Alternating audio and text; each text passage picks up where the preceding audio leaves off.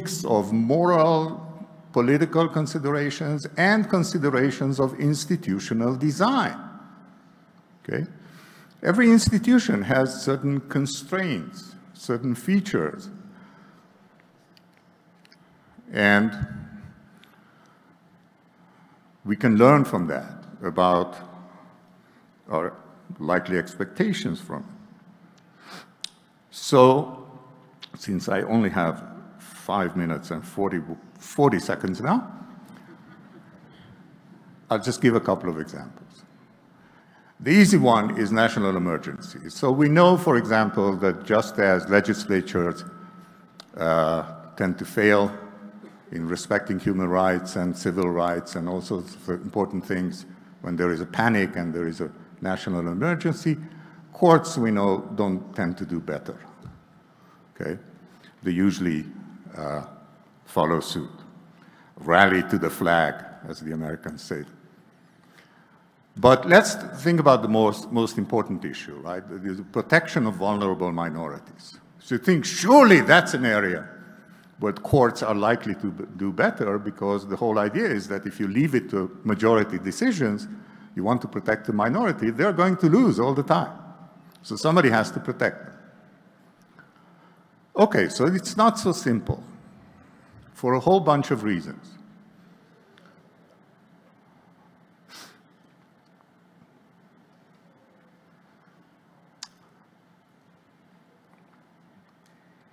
Nobody wakes up one day and says, oh, let's discriminate against that particular group of people. Legal philosophers, not good. Let's subordinate them. Discrimination, subordination, mistreatment, distrust, hatred tend to have a very long, deeply entrenched history. Okay? So, the question is, given that, what is the best way to protect the interests of those very unpopular, often extremely vulnerable minorities? If you hand their protection entirely in the hands of a constitutional court or courts in general, you're essentially just relying on the goodwill of the courts, which is often there, sometimes it's not. But you're relying on goodwill. There might be a better alternative, political power. What makes these groups vulnerable is lack of political power, lack of bargaining power. So sometimes a much better alternative to the protection of vulnerable minorities is to redesign the electoral system in a way that grants them certain veto powers, grants them certain bargaining chips that would give them political power. And it can be done in various ways. For example, political science know it very well, that proportional representation tends to empower minorities much more than regional electoral systems.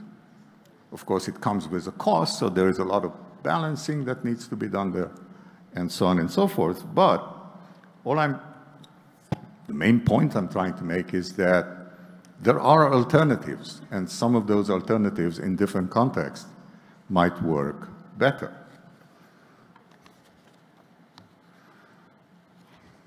I'm really confused about that. Was I added time or it's off?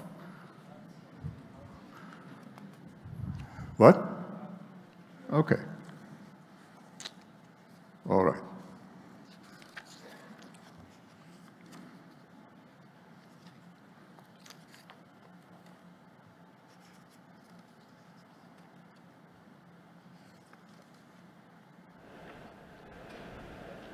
Let me mention a couple of more examples, okay, just to bring the point home.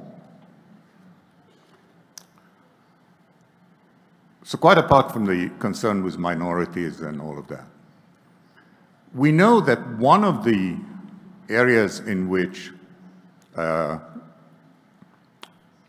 ordinary democratic majoritarian procedures tend to fail is what I mentioned earlier, short-sightedness. Okay? Politicians need to be re-elected, and the election cycles are, have pretty short time span. So the horizon of politicians in terms of investment into the future is pretty limited.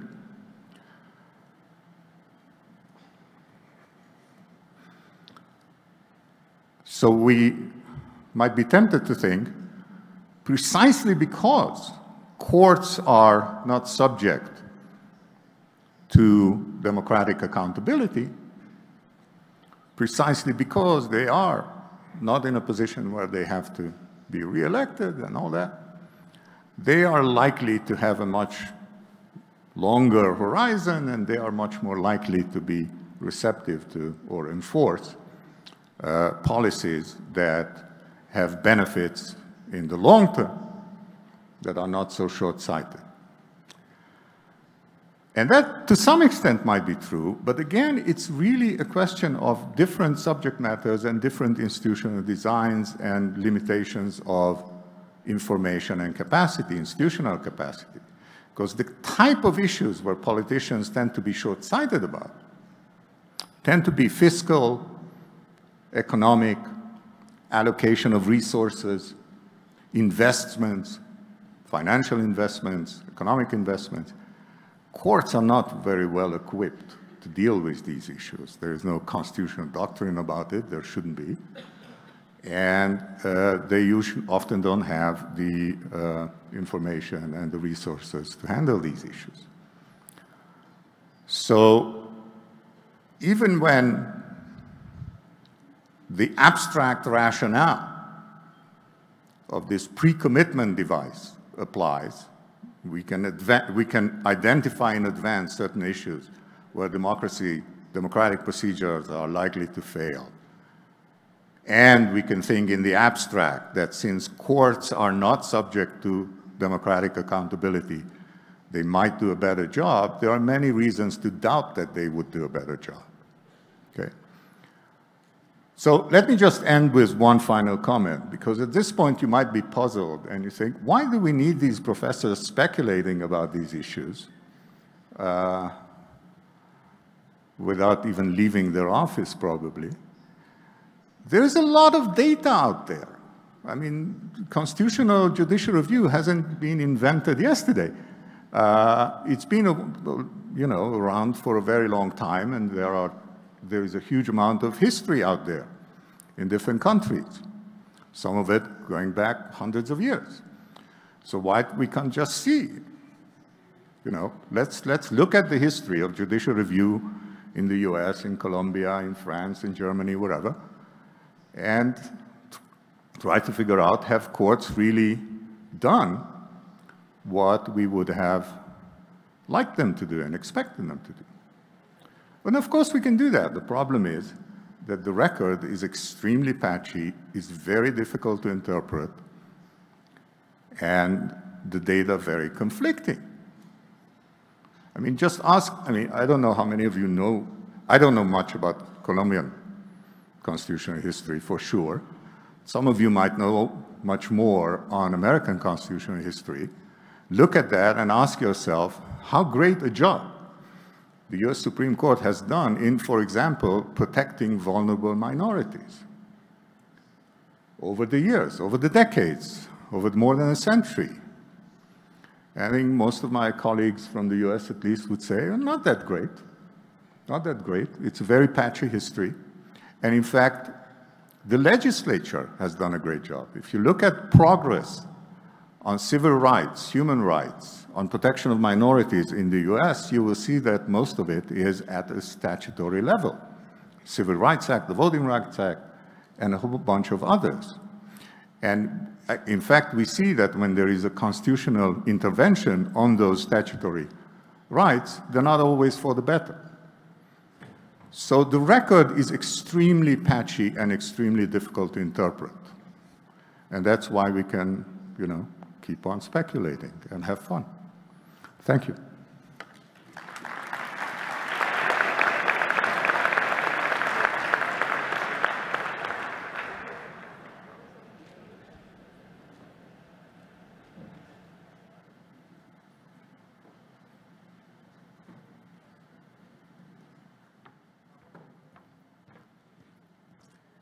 Muchas gracias. Thank you, Professor Marmor. Now I'd like to give the floor to Professor Wilfred Wolochow. He is a PhD from Oxford University and professor at McMaster University in Canada. He is chair in constitutional studies. Welcome, Professor Wolochow.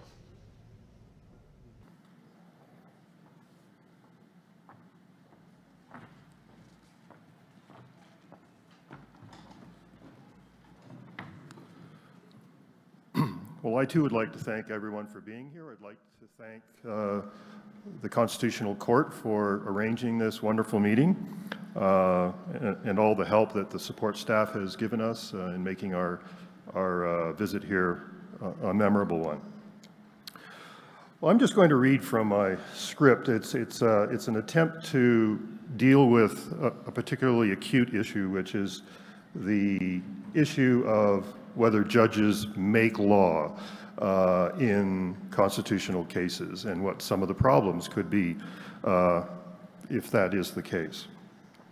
So among the long-standing questions of legal theory is whether there's always a pre-existing right answer to the central legal question on which a case turns, or whether judges must sometimes provide that answer themselves by creating new law for the case. Now, many legal theorists believe that the exercise of that creative power, it's often called judicial discretion, is inevitable, and some think it's even desirable, while other legal theorists reject it, claim that it's both unnecessary and certainly undesirable. One needn't dig too deeply to understand the reluctance of those who are uncomfortable with the prospect of discretionary acts of judicial lawmaking. The idea poses a threat to the archetypal image of the judge as an impartial, neutral arbiter whose role is principally to apply legal norms created elsewhere by individuals who possess the democratic authority to do so. In this view, justice in courts of law ought to be blind to extra-legal considerations, including all those moral and political reasons a legislative body might have had to create the laws judges are required to apply. Now, these concerns about judicial creativity are particularly acute in constitutional review cases, particularly those where courts assess legislation for conformity with constitutional rights. Here it seems the law quite often fails to provide those pre-existing right answers seemingly required for democratic legitimacy. More specifically, it fails to provide right answers to contestable questions about the meaning and implication of abstract constitutional provisions that make reference to concepts like equality, freedom, and dignity.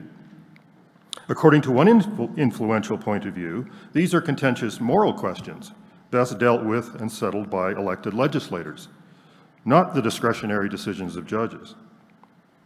Suppose that Congress has introduced legislation that a court later strikes down because of a perceived conflict with one of those highly contested constitutional rights. In taking that step, the court not only announces its disagreement with Congress about the compatibility of its legislation with the contested right, in many legal systems, Columbia's included, it can override the understanding of Congress of that right and substitute its own view of the matter. But on what basis could such a substitution be justified? Something that my friend Andre brought up earlier. Without pre-existing democratically authorized right answers for the judges to find and then apply, the worry is that constitutional review substitutes rule by the people with rule by appointed judges. And that worry is enough to convince many scholars and citizens that we should do away with the practice. Now, in this brief presentation, and I elaborate on this in much more detail in the fuller paper, I'm going to raise the question, or I'm going to question the need for antecedently existing right answers in these constitutional review questions, for cases. Many factors are relevant in addressing the issue, but the one I'm going to focus on is the fact that judicial discretion is not the unbridled free choice many seem to assume it is. It's certainly not the sort of decision-making suggested by phrases like the sovereign prerogative of choice, a phrase Oliver Wendell Holmes once used to describe it. If judicial discretion truly is, as Holmes's description suggests, judicial law creation would indeed seem to be worrisome, because it would seem to impose virtually no limits on what judges could decide. In short, anything would go. But that common view of discretionary law creation is, I think, highly misleading. As Ronald Dworkin once remarked, discretion is not tantamount to license. And as H.L.A. Hart once observed, it certainly doesn't permit blind arbitrary choice. Rather, it requires, at least within constitutional democracies like Colombia and my own country, Canada, the observance of a set of limitations on the types of reasons to which judges may appeal in their law-creating activities, and on the type of reasoning in which they may legitimately engage when they use their discretion to create new law. That marks a crucial difference, I think. When the appropriate limitations are observed, I like to suggest, democratic legitimacy need not be compromised by judge-made law.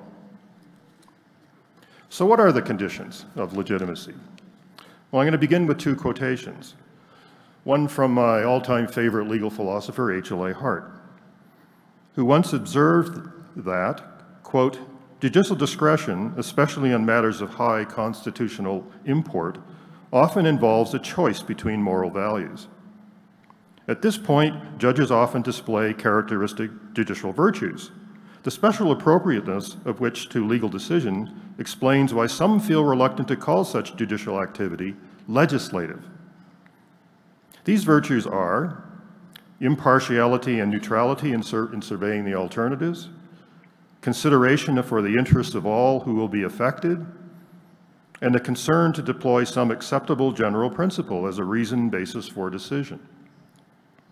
No doubt, Hart adds, because a plurality of such principles is always possible, it cannot be demonstrated, it is always possible, it cannot be demonstrated that our decision is uniquely correct. But it may be made acceptable as a reasoned product of informed, impartial choice. In all this, we have the weighing and balancing characteristic of the effort to do justice between competing parties. Now consider the following statement, endorsed by well over 2,000 American law professors in a letter urging the U.S. Senate to reject the nomination of Brett Kavanaugh to their Supreme Court. The letter included the following statement: judicial temperament is one of the most important qualities of a judge.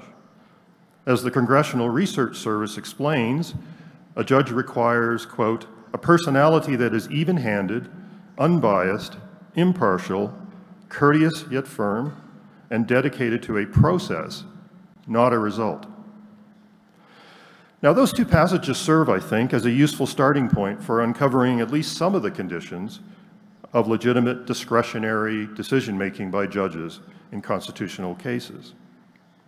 Such an exercise can be legitimate if it's 1, not arbitrary, 2, impartial and neutral in surveying the alternatives, 3, one that gives equal consideration to the interests of all affected parties, and 4, is based on a general principle or set of principles that extends by its terms to cases beyond the one being decided. To these, I'd like to add the following. It must be based on sound reasoning, an obvious one. 6, it must be offered from the point of view of the community's constitutional history and its constitutional commitments.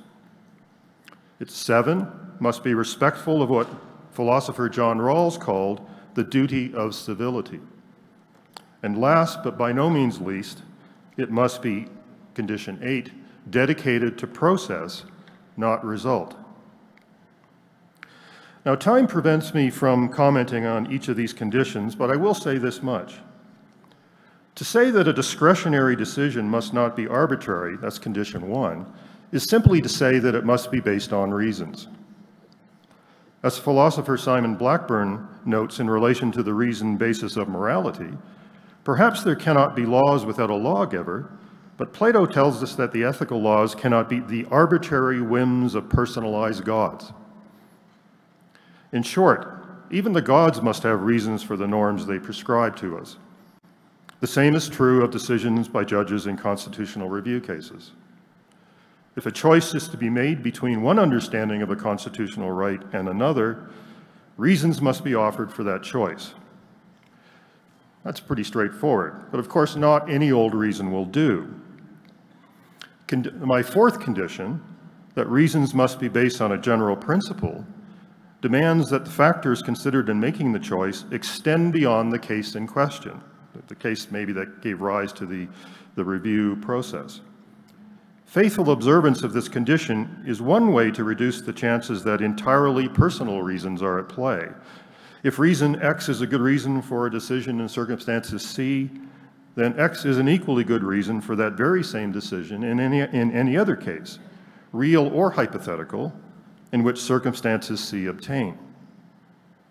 As philosophers Immanuel Kant and R.M. Hare both famously argued, a rational decision-maker may accept a reason for his decision only if he is willing to accept its implications for any similar situation, real or hypothetical, in which he or anyone else he cares about is in a position to be adversely affected by the decision. Now, that feature of reasoned judgment is one that John Rawls sought to capture when he introduced us to his famous original position in his book, The Theory of Justice, where each rational contractor is denied personal information on the basis of which she might choose principles that work to her own personal advantage or to the advantage of those with whom she shares some special bond or connection. In thinking about how judges should decide these controversial constitutional right cases, it might be useful to view them as occupying a role somewhat analogous to Rawls's rational contractors. There will, of course, be differences. Among the most important of those is the focus of my sixth condition, that the facts to which a judge have access include relevant facts of constitutional practice and history, with which they must reconcile their decisions. But more on that in a moment. Complying with condition 4 also inclines a judge toward the observance of conditions 2 and 3, that the decision maker be impartial and neutral in surveying the alternatives, and that she give equal consideration to the interests of all affected parties. Basing a decision on reasons that extend beyond the case at hand and that apply to real or hypothetical situations where the judge is adversely affected will help ensure impartiality. More specifically, that her decision will be even-handed, unbiased, and impartial. Now, my sixth condition, again, that a discretionary decision be offered from the point of view of the community's legal standards and the constitutional morality for which it stands, is one on which I have elaborated and defended elsewhere, and I have no time to go into that here. Though made by individual judges, legal decisions are undertaken in fulfillment of a public role, a role the archetypal image is partly meant to represent. Despite the fact that it's faulty in many ways, the archetypal image does capture one important truth. Judges are required to decide cases not in terms of their own personal moral beliefs, preferences, and commitments, but of those ascribable to the democratic community they serve. That's a point I think Ronald Dworkin wanted to capture in requiring that the legal theory of his ideal judge Hercules fit the settled law. It would be seriously wrong for Hercules or any other judge to ignore settled law in deciding a case and to rely exclusively on his own personal moral beliefs. If the law fails to provide a clear answer to the constitutional question at hand, it's nonetheless incumbent upon the judge to draw on other norms and commitments of his community in providing one. More specifically, he must draw on the fundamental norms and commitments embodied in his community's constitutional practices. A judge who, for his own moral or political reasons, ignores the constraints of his community's constitutional history steps beyond the bounds, I think, of legitimacy. His discretionary decision, even if it's morally justified in the abstract, fails the test of legitimacy for one whose role is to serve his community and decide in terms of its standards and commitments, not his. The seventh condition, that the judge respect the duty of civility, follows naturally from the considerations I've just outlined. As Rawls repeatedly stressed in his later writings, reasonable people of good faith and integrity disagree deeply on many moral issues, including those around which constitutional right cases revolve. And yet they realize that much of their life in common requires common standards for the governance of their conduct. Now, legislative choices establish many of those common standards, perhaps most of them, and judicial decisions set out to implement, and in some cases supplement them. But constitutional review cases are ones where prior legislative choices are often rejected. Questions of legitimacy arise in these cases where uncertainty and disagreement reign, and where judges are called on to exercise discretionary judgment in choosing among rival understandings of the constitutional right.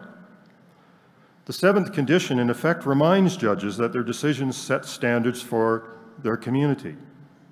It reminds them that in the face of reasonable pluralism and uncertainty, it's important that they honor the duty of civility and base their discretionary decisions on reasons each of us in the community can at least recognize as an acceptable basis for establishing a common standard among us in the situation we find ourselves in which there is radical disagreement. Though the reasons cited will not always be ones we particularly like or think ideally best, they should nevertheless be reasons that each of us can accept as good enough. Now that brings me to my eighth and final condition, the requirement that judges be dedicated to process, not result. That returns us once again to the archetypal image of the judge with which I began. If the archetypal image accurately reflected the reality of all constitutional rights cases, process would no doubt be important, but the judge's primary concern would be, or at least should be, to achieve the right result. But of course that image fails to capture the true nature of judging in almost all constitutional rights cases. In light of the uncertainty and deep disagreement surrounding such cases, we can't reasonably ask our judges to get the right results. And that's because none of us is sure in any particular case whether there actually is a right answer, or what it might be if it did exist. What we can ask, however, is that judges observe the right process of reasoning, a process that was meant to be captured, at least partly, by the 8 conditions of legitimacy I outlined. And we can also ask that those chosen to judge our conduct and our laws display the judicial virtues embodied in those conditions. At his confirmation hearings, in which serious allegations of sexual assault were brought forward, recently confirmed Supreme Court Justice Brett Kavanaugh had this to say: This whole two-week effort has been a calculated and orchestrated political hit, fueled with apparent pent-up anger about President Trump and the 2016 election. Fear that has been unfairly stoked about my judicial record, revenge on behalf of the Clintons, and millions of dollars in money from outside left-wing opposition groups. This is a circus. And then he went on to add, what goes around comes around. Now that's hardly the stuff of dispassionate, impartial deliberation. In describing Kavanaugh's testimony, Robert Post, the former dean of the Yale Law School, put the point this way: no one who felt the force of that anger could possibly believe that Kavanaugh might actually be a detached and impartial judge. Kavanaugh will thus join the court as the black-robed embodiment of raw partisan power, inconsistent with any ideal of an impartial judiciary. His very presence will undermine the court's claim to legitimacy. It will damage the nation's commitment to the rule of law. It will be an American tragedy. Now, that a person so clearly lacking in the judicial virtues would make it to a nation's Supreme Court is a bit troubling. And one can only hope that his appointment might spark a renewed interest among all those around the world who embrace the ideals of constitutional democracy, wherever they reside, in ensuring that the men and women who are selected to sit in judgment of our conduct and our laws are not ones for whom securing the right partisan result counts more than honoring the right process. Thank you.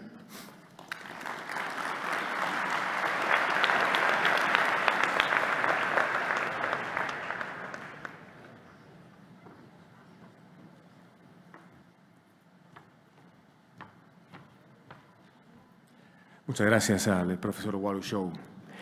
Thank you, Professor Waluchow. Those who need translation devices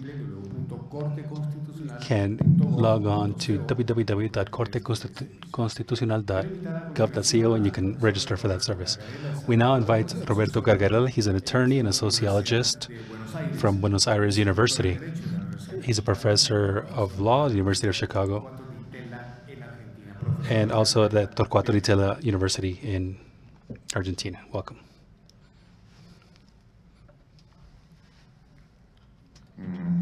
Thank you for the invitation, and apologize because I will make my presentation in English.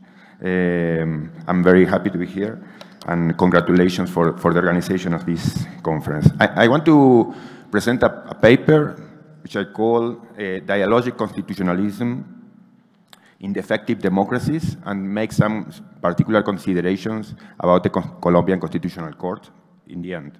But so I will have my presentation divided in three parts. The first is a very brief presentation of what I consider dialogic constitutionalism. Then I will focus a lot on these defective democracies, and then say something about the case of Colombia. So first, just saying that I will take as my normative standpoint dialogical approach to constitutionalism, and this, of course, we can differ about the meaning of that, but I will just say that in the way I understand it, it means something very similar to what Justice Alejandro Linares said before about an interpretation process, a process of interpreting the Constitution, which is cooperative and collective between the different branches and the people at large.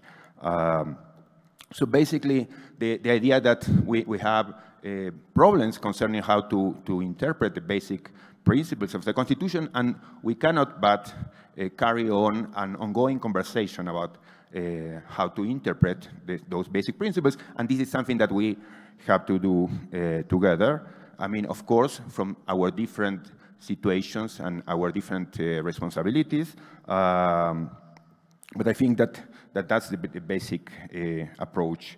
And that approach is a basically egalitarian approach in the sense that is inconsistent with the idea of having one of the branches having the last word. So this is the idea of having an ongoing conversation, ongoing collective conversation. Let me focus a little bit more on what I call defective democracies. And in that sense, I may disagree a little, or I will have a partial disagreement with what Professor Andrei Marmor said, but basically out of, I think, a different description of our actual practices. And perhaps it's just that I will be mainly describing democracies as I understand them to be in Latin America, and I characterize them as defective democracies. Once Professor David Alsenhaus coined the term wicked democracies to make reference to democracies where the law is an instrument of immoral political ideologies. My understanding of the defective democracies, which I think fits with the reality of many Latin American countries refer to something different, and is basically related to problems generated by deep situations of inequality that we have been having with us since our independence, at least. So I mentioned 6 characteristics, and this is just a proposition of how to distinguish defective democracies. So the first one has to do with, I would say, social injustice and the consequences of social injustice. I will just mention, say, political exclusion, economic oppression, social subordination.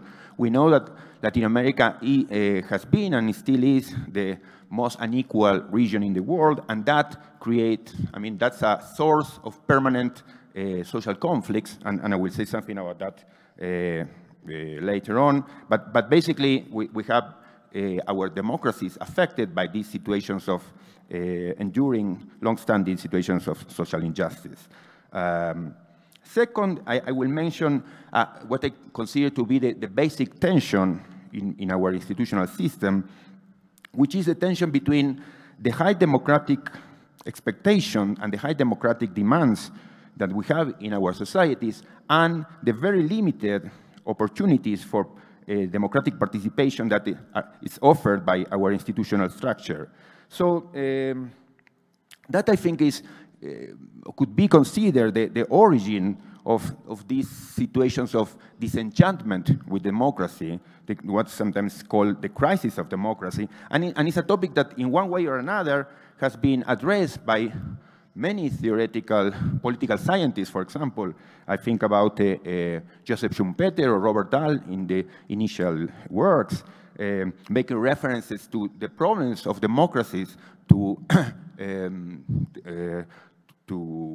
satisfy what they call the overload of demands coming from civil society. In Latin America, I would say that those social demands are very high, also accompanied usually by high levels of political mobilizations. We live in societies which, for good or for bad, are highly mobilized societies. So as a result of that, what we have is a persistent tension and insatisfaction with the institutional system that I would say have been created out of, Robert Angers once described as a discomfort of democracy, so a distrust over democracy, and that's still reflected by our institutions. So our institutions are not prepared to contain the enormous vitality of the democratic demands in society.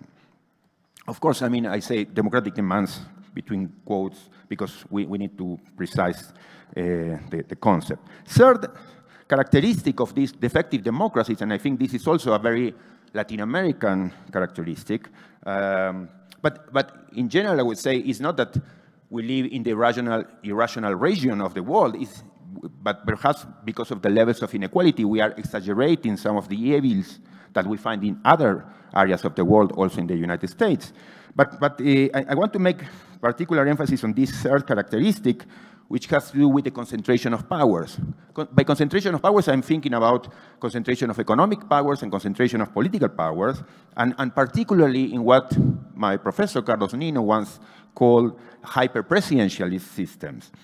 I think that the hyper-presidentialism, so having these super presidents in our region, are an important part of the problems, the institutional problems we have. And I just mentioned very quickly 3 consequences that are normally derived from having these very strong presidentialist systems. One is practices of violation of rights. Here in Colombia, where the concentration of powers in the executive came together with emergency powers or states of siege, like in my country, or situations of a state of exception or federal intervention. So those situations have created a lot of situations of violation of rights. Second, the high concentration of powers in the executive had created political instability, and that has also been a common topic among political scientists. So studying the correlation between strong presidentialism and political democratic instability. But third, and I will highlight this point, I think that having and this for me is a crucial point, which is having a very strong executive power, disbalance the whole structure of checks and balances. So in a way, Latin Americans chose, quote unquote, chose systems of unbalanced checks and balances. So systems that are threatened from the very first minute because of one of the branches is much more powerful from the others, and so have threatening powers that may allow normally the president to subordinate the other branches. That, I think, is a crucial problem in the development of our democracies. Fourth problem had to do with social rights. We have, I would say, not only, as I mentioned, a very unequal societies, but also at the same time we have the societies with the constitutions that are more robust in terms of the amount of social rights that are recognized. And I think it's a good thing to have very robust, very thick constitutions in terms of social rights, but this also generates a paradoxical situation, or not, a very, I would say, problematic situation between the high expectations created by these very strong constitutions in terms of social rights and the high levels of inequalities that remain. So that creates sometimes a loss of faith in the law. The fifth problem I will mention, which also derives from very long situations of, I would say, related to political conservatism or situations where both the army or the church have a loss of influence in our societies, which create, I would say, a problem of moral perfectionism. Has been common in the history of Latin America, of governments assuming that they have the right to impose in one way or another a conception of the good. This has been also very common in the early constitutions in the region, but there is a legacy of this moral perfectionism that is alive still today. And the sixth problem, the last problem I mentioned, is the one related to situations of political violence and social protests. So this is, we have very conflicted societies, and I think we haven't learned to take seriously the meaning, the implications of social protests in particular. But so these six characteristics, I think, define very peculiar democratic systems, and I think that we have to learn from that, and when we think about the role of constitutional courts or Supreme Courts, I think we have to take into account this, that we are living in this kind of world. So in that sense, I partially disagree with what Professor Marmor said, because we are living in such defective democracies that we need to do something in order to supply the problems created by our democratic system. As Professor Sunstein once said, I think that we need to learn from what he called the most threatening tendencies in our constitutions, in our constitutional life. So I think that constitutionalism, in a way, should be a reaction against those threatening tendencies. I think that in order to think about the peculiar role of the different branches of powers, we have to take this history into account in order to see what we can do and how we can use the few tools and the weak tools we have in order to confront those evils that have been constituting the public life in our societies. So I think that, I mean, I have been historically, say, very much against certain types of judicial activism, but I think that we could ask for a particular role for judges in the context of these very defective democracies. But in this sense, I agree with what Professor Marmor said. I think that the structure of incentives doesn't allow us to predict that judges will work in the way that we favor. I would say, in the contrary, judges can do whatever they want in a way, for different reasons, because there are interpretative theories of all kinds, because there are lots of pressure, because of the levels of political and economic inequality. That means that we are going to have powerful political elites and economic elites making pressure over judges. So the situation is very worrisome, but I would say we should celebrate or accept certain judicial moves if they go in the right direction. So even though I don't have hopes, I don't think that judges will assume as natural the kind of recommendations that we academics or politicians do, but I think that we should celebrate when they do things that make decisions in the right direction. So in this so a lot we rely, and we're still relying on the goodwill of judges. That's totally true. But recognizing that the structure of incentives is very bad, I would say that judges could do a contribution, and I would say we should support certain judicial decisions if they have certain shape or they go in certain directions. So I just present 3 examples. I have many examples, but I just wanted to focus on 3 or 4, if I have time, that also say something about the working of the Constitutional Court in Colombia. So first, I would say that instead of having courts that work for the preservation of a system of checks and balances, that could be the mission of the expected mission of judges in the United States or in more stable democracies. I think that in the context of our defective democracies, judges, instead of preserving the structure of checks and balances, they should work for the restoration of the system of checks and balances, assuming that there's going to be a tendency in our political branches in particular, and in particular in the executive, in going beyond its own capacities and reproducing what it has been doing in the last 200 years. So I would suggest as a first mission of judges, so this restoration of checks and balances, but with a particular bias against the executive branch, the moves of the executive branch. So if we take the record, and of course I'm not an expert, and here I would be ashamed to talk about the Constitutional Court of these countries, but just from the little knowledge I have about the jurisprudence of the Constitutional Court, I would say that the Constitutional Court in Colombia has been exemplar in the world in many of the decisions it took, and particularly in this area, or in the area of social rights. They have been doing extraordinary things, for example, restraining the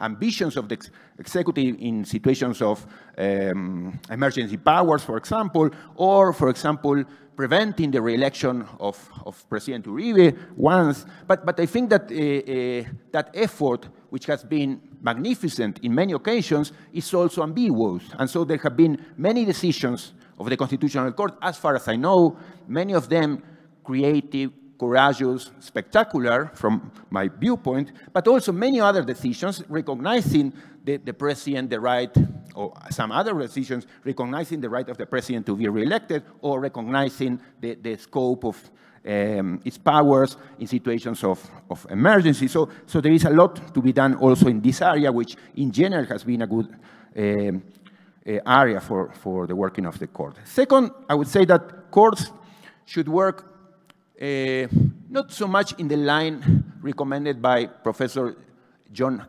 Ely in the United States. He mentioned, or he proposed an understanding of the judicial review that he named, or that he called, a representation reinforcing approach to judicial review. I think that taking into account the defective democracies in which we live, I mean, the court should work for the democratic reconstruction, so the democratic reconstructing principle instead of a representation reinforcing principle, and that makes a difference. So just let me illustrate with one example, again related to the working of the Colombian Constitutional Court. And this has to do with something that has been a recurring topic in this session this morning, which is the estado de cosas inconstitucional, the inconstitutional state of affairs. That has been, in a way, spectacular creation or recreation done by this court, more or less in line with what Professor Owen Fish once called these structural injunctions. So what the Colombian court did in this respect has been spectacular, and I think is a great contribution of what courts could do in very defective democracies. But I think that those decisions have been addressed, and this is important, to situations of massive violation of rights, but not in the direction of reconstructing democracy. And so, particularly, I would say, in countries like my country or Colombia, where there is such levels of political violence, where the power of elites is so strong, I think that the courts could do a much more significant effort in terms of democratic reconstruction. So I mean, the tool of the Estado de Cosas Inconstitucional has been fantastic for the reparation of certain massive violation of rights, but has not been used as it should have been used in order to help us reconstruct democracy. Third, and this is my final point, and with this I conclude, is also sometimes some author, constitutional law professor like John Ely again, he said that, and I tend to agree in general with his approach to judicial review, and he said that the central point in this view of judicial review is safeguarding, so protecting the procedural conditions of democracy. And here again, in line of, or taking into consideration the kind of defective democracies in which we live, I think that rather than protecting the procedural conditions of democracy, we should try to protect the procedural conditions of the deliberative democracy, which also makes an important difference. And I want to illustrate this, and with this I conclude with one example. I could mention the examples of the peace agreements and the working of the courts, the Constitutional Court, in the cases of the peace agreement, but that would take at least, another 20 minutes. So I prefer to go to another example, which is the decisions of the Constitutional Court in Colombia related to the right to prior informed and free consultation. And I think, again, if one takes seriously the mission of protecting safeguarding the deliberative conditions of democracy, the conditions of democracy, I think that the effort should be much stronger and in one particular direction, which is how to always allow those most deeply affected by a certain public policy to deliberate, to discuss, to participate in the process of discussing and controlling what the representatives do. So there is as far as I know, a recent 2018 decision by the Colombian Constitutional Court in this area, which contradicts lots of the decisions or some of the decisions the court had taken in other cases. And I think,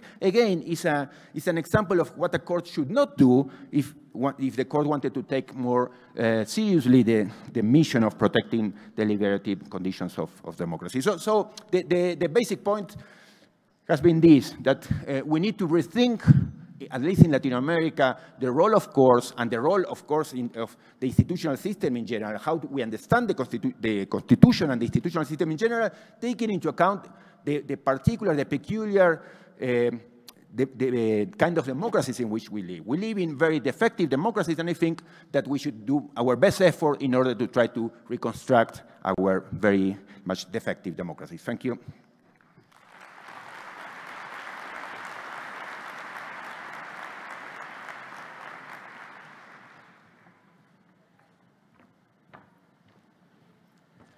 Gracias al profesor Gargarella.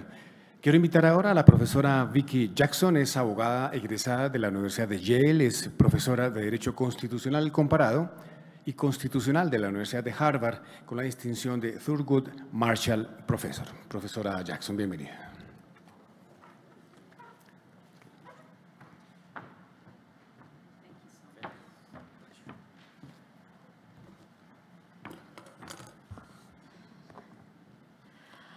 Muchas gracias por invitarme.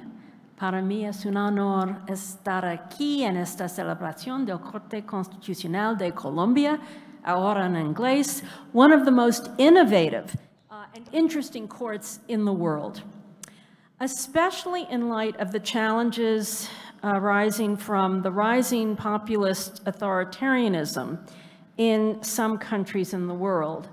I want to start by saying that independent courts are essential to constitutional democracy to assure both the democratic and the human rights elements of such systems by doing equal justice under law.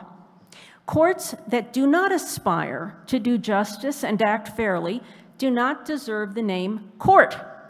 Being a court is not the same as being a private arbiter or even an umpire in a sports game.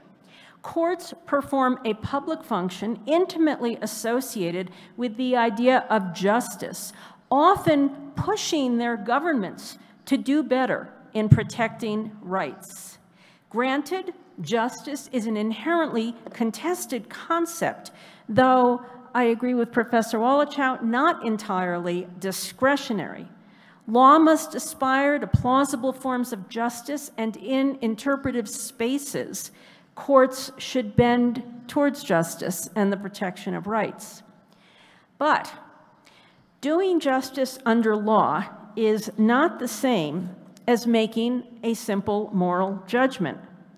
Courts must be respectful of the values of their Constitution and of the roles of other institutions established in the Constitution, especially the legislature, as the most democratic branch. Part of the Constitution's law in constitutional democracies is typically that it is legislatures that make the laws. This reflects an important normative aspiration towards self-governance, governance under laws made by the most democratically representative branch. Now, because a court's obligation is to do justice under law, the role of constitutional courts may vary, as we just heard from our last speaker, in part depending on the law of the particular constitution with whose interpretation the court is charged. I developed this idea through 3 examples, drawing primarily on the system that I know the best. Now, one question about a constitutional court is whether it is uniquely empowered to define the Constitution's meaning or shares that responsibility with other branches of government. In Colombia, as I'm sure you all know, Article 241 says that the Constitutional Court should safeguard the integrity and supremacy of the Constitution, according to the strict and precise terms of the article. From my U.S. perspective, this is a remarkably broad allocation of responsibility to the Constitutional Court to determine constitutional meaning. And the Constitutional Court here has relied on this article in drawing inferences about the binding effects of its own judgment. Article 3 of the U.S. Constitution, by contrast, says, "The judicial power shall be vested in one Supreme Court, and in such inferior courts as the Congress may from time to time create." It says that the judicial power extends to cases arising under the Constitution and to many other subjects, including maritime cases and disputes between citizens of different states. There is no text giving the U.S. court special responsibility for the Constitution, nor even explicit language authorizing judicial review of statutes. Now, in the Marbury decision of 1803, the court concluded that it could, in fact, review the constitutionality of statutes. In parts of this opinion, the court treats judicial review of statutes as simply a side effect of the normal judicial act of determining which of 2 conflicting laws controls the decision. In other parts of the opinion, the court speaks of its being the province and duty of the judiciary to say what the law is. This might be taken as a claim to special authority over the Constitution's meaning. Now, to the extent that the U.S. Supreme Court is supreme in the exposition of the Constitution, it is not by virtue of explicit constitutional text, but by virtue of the accretion of authority over time. But whether that interpretive authority is shared among the 3 branches of the national government is contested in the U.S. So-called departmentalists argue that Congress, in enacting laws, and the president, in, for example, deciding whether to veto laws, can determine for themselves the constitutional question, albeit while giving weight to what the court has said. Judicial supremacists, by contrast, argue that because of courts' capacity for longer-term thinking or for making principled judgments or for achieving settlement of an issue, that courts should be treated as the final decision maker on those constitutional issues to which it speaks.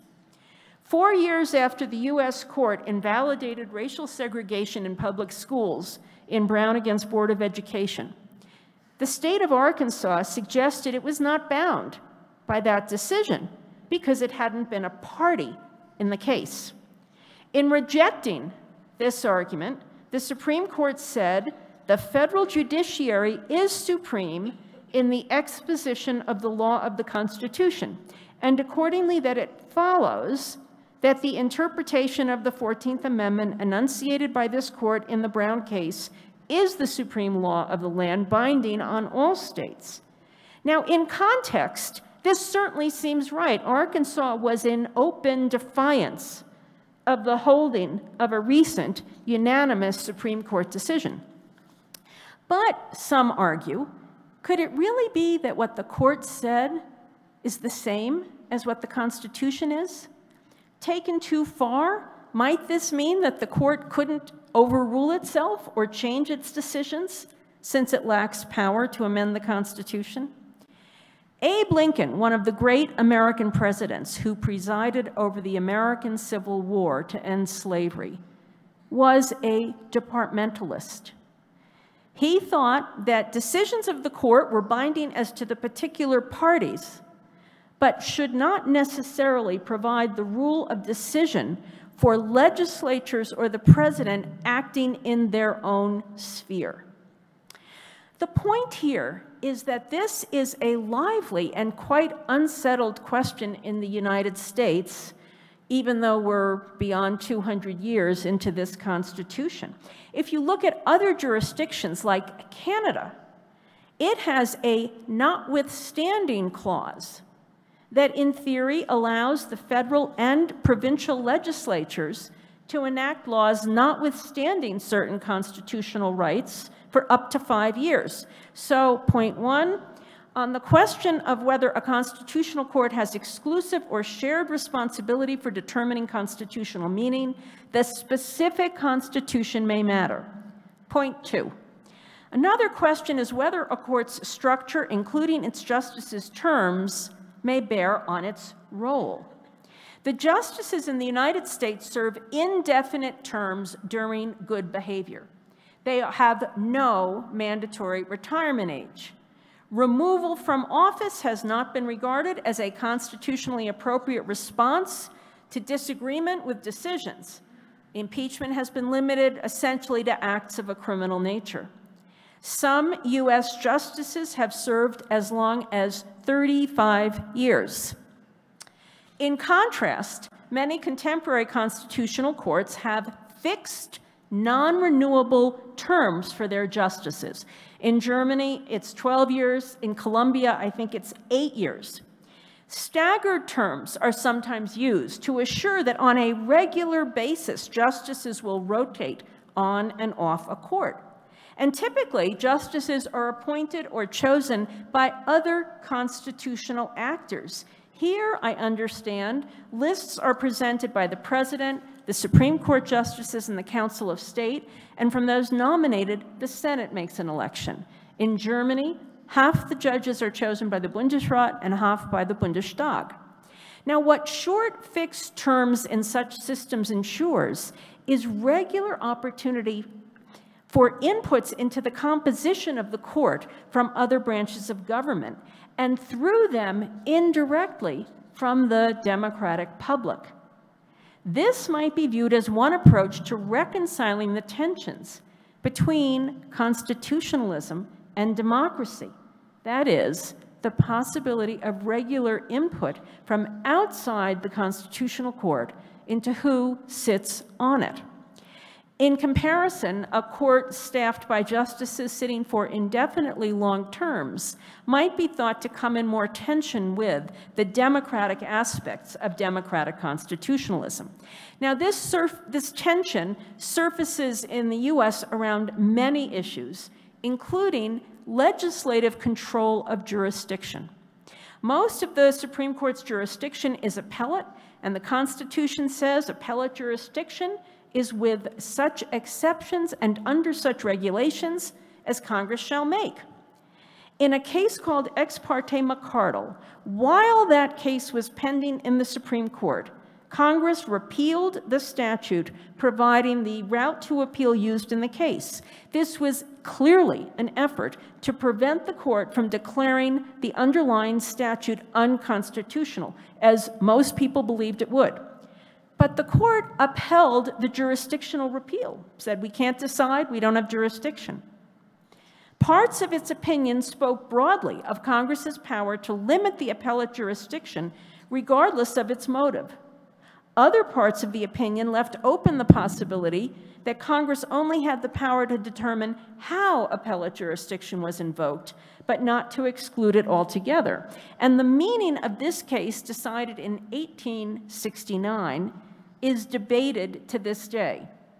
A leading US treatise has suggested that it may be politically healthy that the limits of congressional power over the Supreme Court's appellate jurisdiction have never been clarified, and that the existence of congressional power of unspecified scope may contribute to maintaining a desirable tension between the court and Congress. Now, this isn't a system with these indefinite long terms. But by contrast, in a system with more regular appointments by the political branches and a more regular rotation in office on the Constitutional Court, it might be thought that allowing the legislature, in addition, to limit the court's jurisdiction might result in an insufficient degree of judicial autonomy and independence to allow the courts to enforce and protect constitutional guarantees.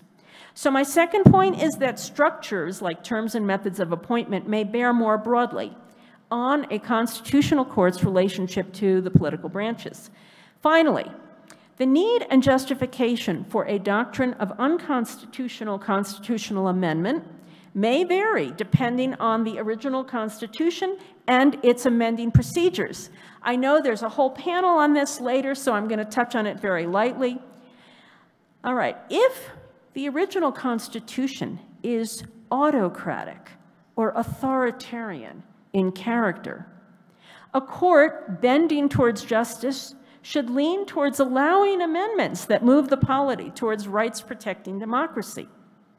In a constitutional democracy, if the amending process is relatively easy, with relatively few filters, a heightened judicial role to preserve democracy and constitutionalism might be thought to justify some review of proposed amendments, at least in procedural terms.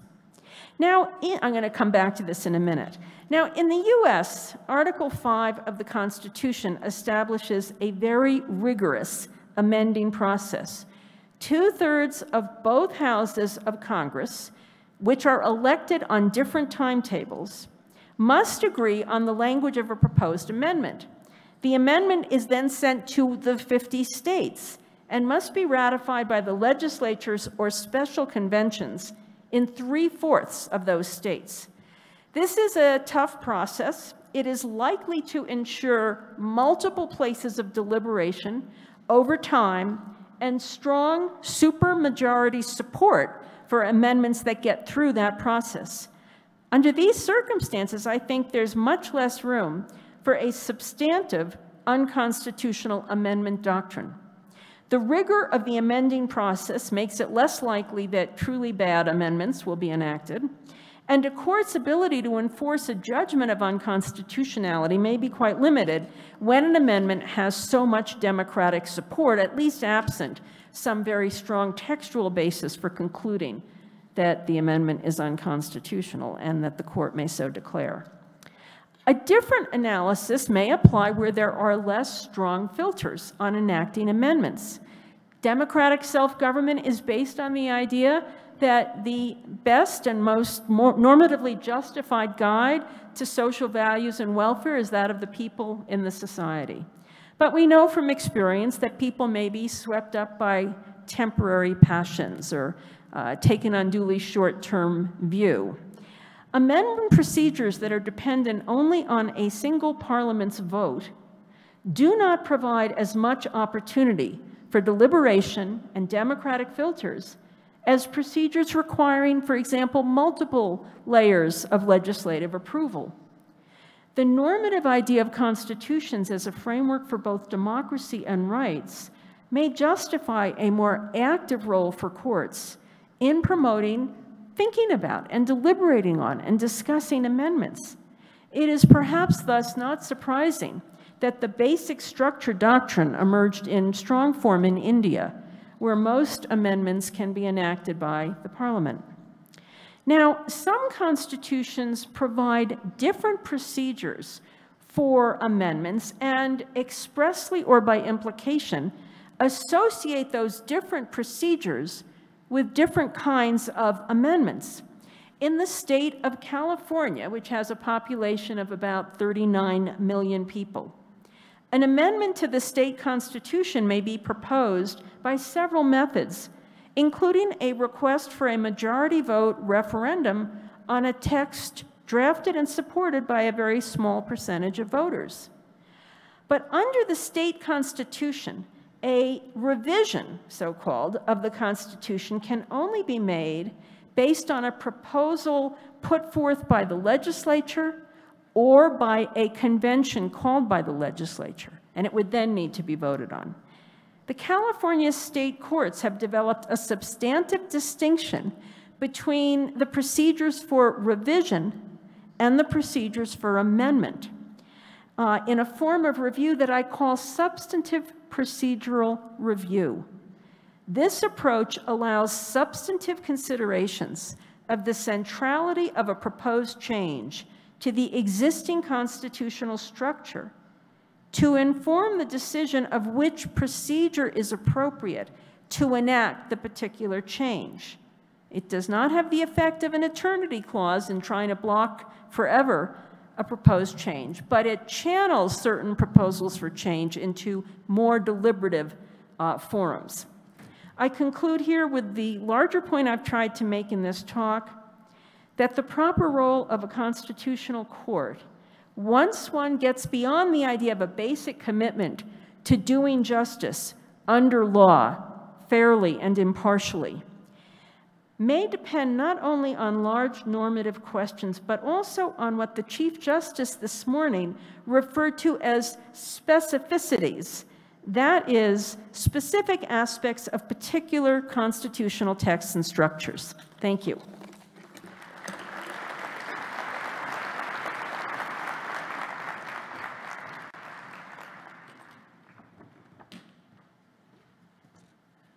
Muy bien, gracias a la profesora Jackson.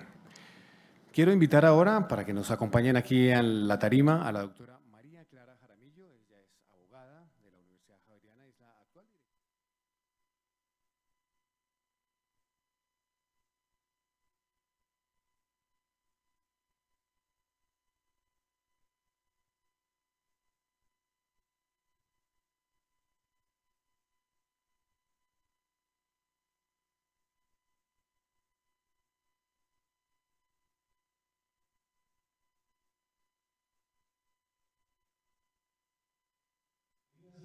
Welcome, and now for you to kick off this part of this talk of this noon. Welcome. Well, thank you specifically to the Constitutional Court for this opportunity of being here. We are both very happy of being able to make comments with such an interesting panel with very provoking presentations, so to speak. We have very little time, because in the morning you saw that there was a delay, so they have asked us to shorten this time. So what we agreed to is that we were going to make a small comment of 3 or 4 minutes with a question. And we were going to ask you that within this time allotted, you can, make certain comments or reflections regarding the questions that we are going to pose. If we have questions if there's time, we will read the questions from the audience. Now, all of the presentations, the 4 of them, referred to the classic dilemma that is not least important in terms of the constitutional law. That is the tension between constitutionalism and democracy, between constitutionalism and liberalism, and there are completely different perspectives in this panel to solve that tension. This tension has consequences, not only in terms of defining the roles of the courts, the power of constitutional and constitutional interpretation, the criteria. And on all this, we talked about that during the entire morning with this panel. I would like to specifically refer to something that Professor Vicky Jackson mentioned, but that I think that nowadays maybe it's one of the most serious issues of the constitutional part. Do we have to change the paradigm over which we have thought about the traditional problems of the constitutional law? Thank you for those interventions. I know that all the interventions have been very useful, but I think that we are going into a moment, and I think that now it's been a decade where we have been in a change of a political model that is not simply a turn, a pendular movement, if you will, that is natural. 5 years ago, when some of us warned about what was happening around the world, what was happening in Hungary or Turkey, etc., a very important part of the academia said that those who warned that there was a dramatic change in the political models, in the end, what happened is that we had a lot of trust in democracy. And what there was a frustration regarding our own democratic expectations. These that emerged from the third democratizing wave at the end of the 1970s.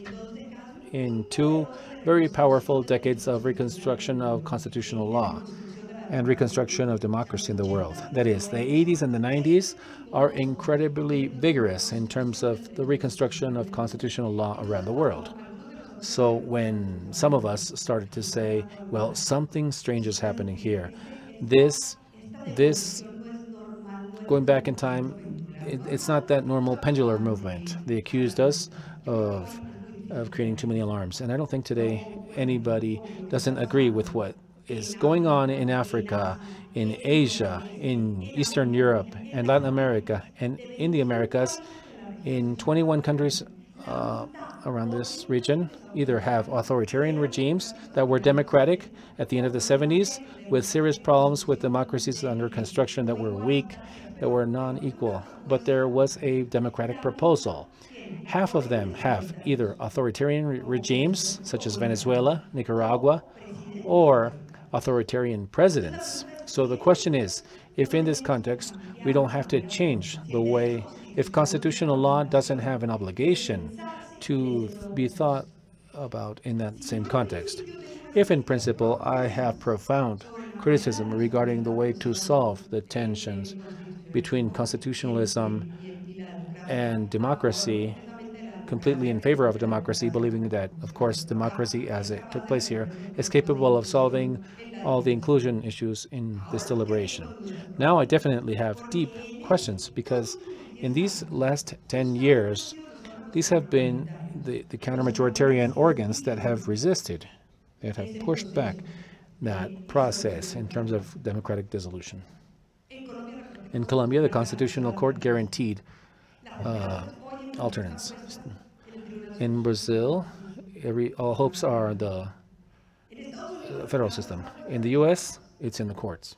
All the faith is put in the courts. In Guatemala, it is the Constitutional Court that has put up a fight to avoid a dissolution of the peace agreements and to keep the organ against corruption, where there was a fight between the president and the Constitutional Court there. And these have been so important in the fight to avoid that those counter-majoritarian, the universal system of protection of human rights, the ombudsman's offices, that what they have discovered by these authoritarian presidents what they have to know is how to co-opt them, that is to take over them. So the question is, what reflections can we make from constitutional part in this context, which I don't think that is transitorial or less important. Constitutional law has to stop thinking about traditional coordinates that we were thinking with. We don't have a hyper-presidentialism. We're not in the perfect model of the premises that were proposed here for robust constitutionalism to work. So what can we tell from constitutionalism? What can we say from constitutionalism? What can we tell societies to answer to these crises? And there are two specific answers. The first one is, how can the courts, when they warn about threats regarding their autonomy and independence, to react? What should a constitutional court do when they realize that there is a group, that there is a non-liberal group, counter-majoritarian group, that is gaining access to the political power and whose autonomy and independence is being threatened? Do they give in? Do they not? I think the last intervention was essential. And also the proposal from Roberto Gargarella is also essential, to recognize the role of deliberation. I mean, that's the first question. And the second question would be, what is the role of courts in authoritarian government models? Is it the same? Are we continuing to discuss about the same thing? Or do we have to change that paradigm because premises are different? I don't have an answer to that. But since we are fortunate enough to have such important people in our panel, well, hopefully they can shed a light or allow us to have an answer to that. Thank you.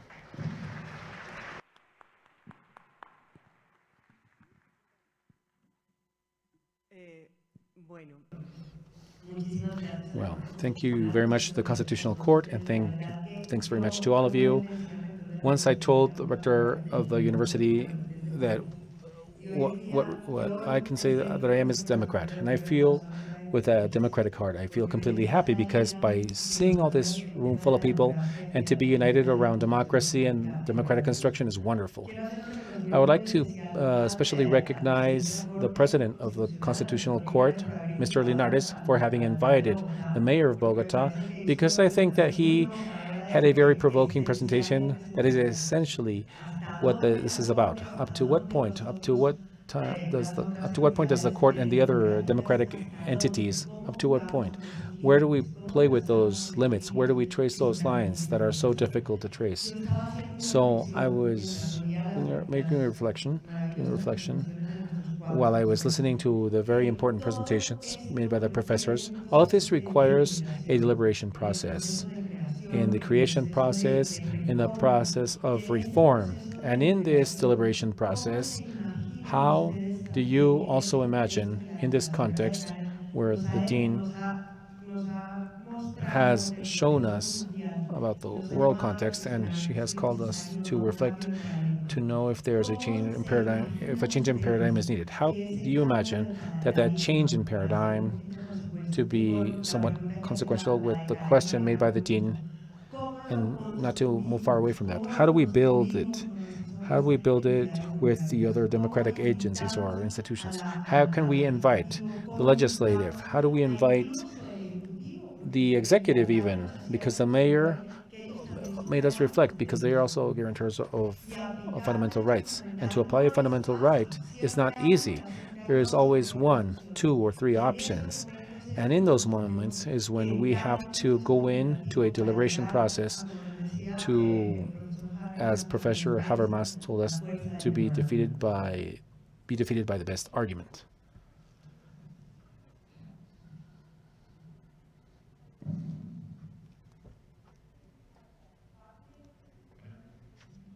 We have 5 or 6 minutes left. Bueno.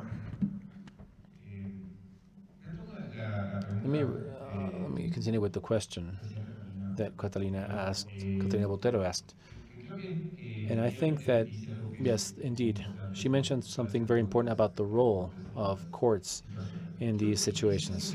I would simply like to clarify or emphasize on a point that I consider to be crucial, and it is that it's a matter of diagnosis. I don't think that that is happening today in the populist currents is a product or an expression this is an excess of democracy, but instead it speaks about the limits of democracy.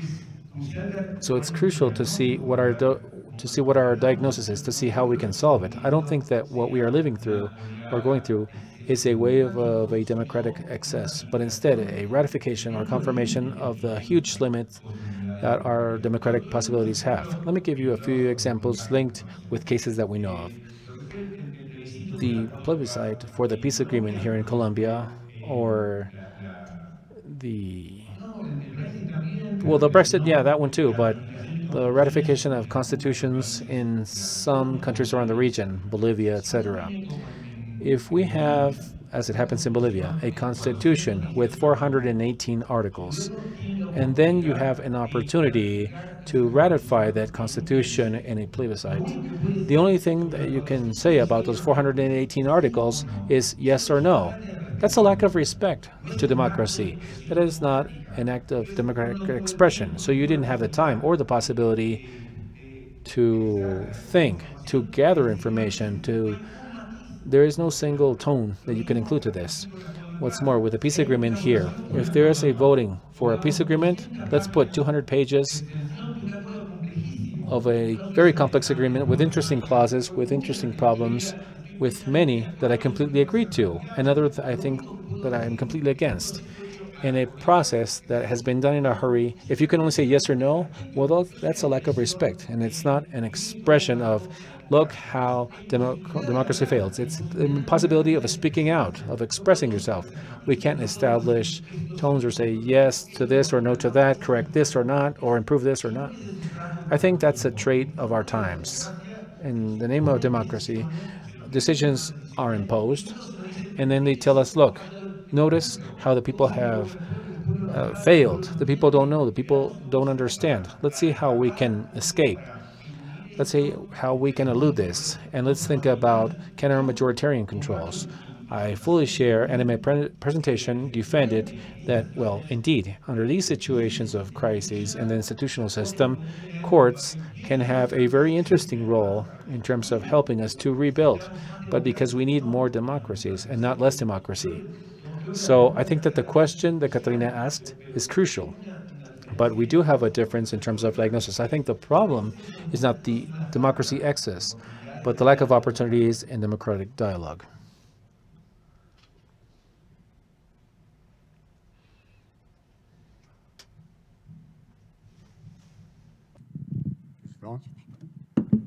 It's on? Gee, there are a lot of questions. So I'll be floating around. So I'll pick and choose one or two. I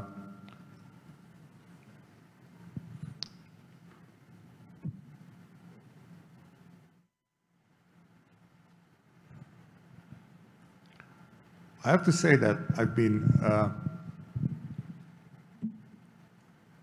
arguing publicly with my friend Will Walichov about constitutionalism for a long time now. And he's for, I'm against.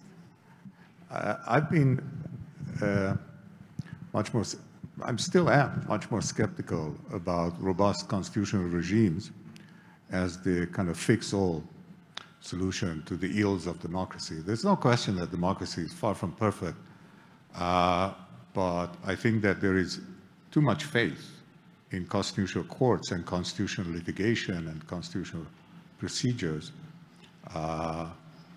And that's kind of the theme we've been arguing about. But I admit now that my views about how wonderful democracy is have been shaken a little bit by recent turns of events. And all over the world. Now, in fairness, there are reasons to think that it's not that, oops, we found some inherent structural defect in democratic procedures, and that's why we get various authoritarian, anti-liberal parties and politicians elected, because I think the same phenomenon happens in places which have nothing to do with democracy, which are fake democracies, but it's a worldwide phenomenon, and it seems that ordinary democratic procedures are kind of helpless against it. But I think that for the very same reasons, constitutional courts would also be helpless against it. So I'm not sure, you know, it's a new phenomenon and very difficult to know what's really going on. I do write about it in this paper that I prepared for this conference. I do ask myself in the paper whether constitutional courts are likely to be the kind of institution that perhaps can put some brakes on these anti-liberal, xenophobic, nationalist forces that gain a lot of political power these days. I have some doubts, but you know, it remains to be seen. And my guess is that in some countries it's more hopeful than others. You know, we don't see anything of the sort happening in places like Hungary. On the other hand, in Poland, there is something. You know, who knows? Remains to be seen. But whether we have reasons to be really, really concerned about these issues, yeah, sure, we do. So next time we debate about constitutionalism, maybe I'll get closer to your view. Or not. Thank you. Can I just use yours since you've turned it on? Thank you. Did you want to say anything? No. Okay. Oh, well, I don't think I'll use it, but thank you for the wonderful comments, and also I want to thank each of my co-panelists for truly stimulating and thoughtful discussions. I was struck by the "can we trust democracy" question, and Winston Churchill came to mind. Worst system except for all the others. So the question, I think, is how to help democracies function better. And we heard from Professor Garzarella one set of ideas. There are other ideas. I think that recent years have shown the wisdom and importance of providing constitutional protection for organs in society, both the courts and, I would say, the free press, and I would say universities and colleges that are independent of the government of the day. I think that we have seen courts in several countries that have been mentioned standing up not just for minorities' rights, which is important, but also standing up for better forms of majoritarian democracy. And that would be something that I think we might develop further.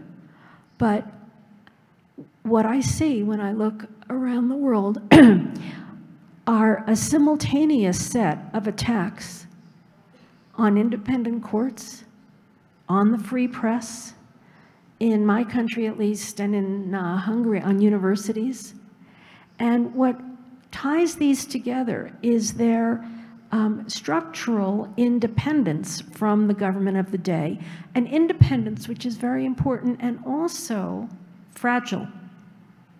So I don't know that the challenges we face and the changing paradigms that you've talked about can be fully addressed by lawyers and law only in the context of thinking about courts. We might need, for example, to think about what I've called them knowledge institutions. So that's the free press, universities, maybe government offices that exist to collect data objectively so we can know what's happening in the world, and think about how we might protect them. One last thought on what courts should do in constitutional democracies. I was struck, I came in and heard not all of the talks this morning, but I heard the Vice President's talk, which was very interesting. And I was struck by the respectful way in which she referred to the court, even on issues on which there was disagreement. And I'm coming from a place where one has not been able to count on that level of respect. You may have read that Chief Justice John Roberts, who has been a very circumspect Chief Judge, actually responded to a comment by our president, who referred to a judge who issued a decision as an Obama judge. And the Chief Justice said, we don't have Obama judges, we don't have Bush judges, we don't have Trump judges, we have judges. And that invoked the norm of impartiality and fairness that I think we heard about earlier today. The question of how much courts should speak up when they're under attack and how much not is a very difficult prudential question. The last comment I'll make, I'm going to end before my time, is one of you asked about the role of courts in authoritarian systems. And I guess what I want to say is if you've got a deeply authoritarian system, courts are going to have much less room to maneuver. The idea there is that things are much more under the control of a person or a party in power. But my suggestion is that if we continue to adhere to the ideal that courts are places that do justice and that try to do justice in an impartial way, it may be that in more limited ways, courts, even in authoritarian countries, may provide moderating forces or even possibly opening wedges to change towards more democratic constitutionalist systems. Bueno, yo quisiera, I'd like to also conclude with something that Professor Jackson said, and that is encouraging dialogue amongst the various disciplines. We need to support each other when it comes to political science. I'm originally a lawyer. I have a doctorate in political science, and I work in political deliberation issues. And things do not come about just because they do. You have to build them. And law really tells us how the world should be. So we have to start to build bridges between the various disciplines to better understand what our roles are and what the roles of the courts are and what reality we're actually in. There isn't a single constitutional court model. There isn't a single reality that is equal to another. Run out of time. So thank you very much, all of you. Y a todo el mundo, y gracias a Alejandro y a la Corte Constitucional. Alejandro, the Constitutional Court, for this very interesting panel. Thank you.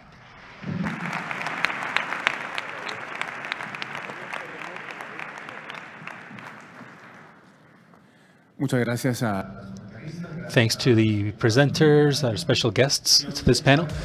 So if you like, we can pause here for lunch. We will be back at 2 p.m. At 2:10 p.m. to begin. Have a great lunch.